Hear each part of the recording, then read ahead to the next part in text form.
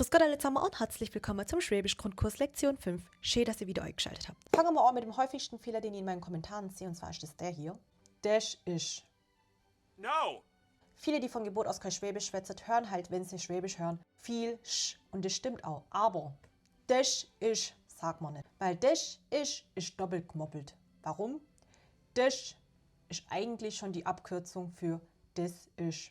Also wenn du das ist sagst, bedeutet das im Großen und Ganzen das ist. Sagt man halt nicht, gell? Wenn du ich in deinem Satz benutzen möchtest, dann bitte in Kombination mit das. Das ist. Ansonsten das. Das ist super. Richtig. Das super.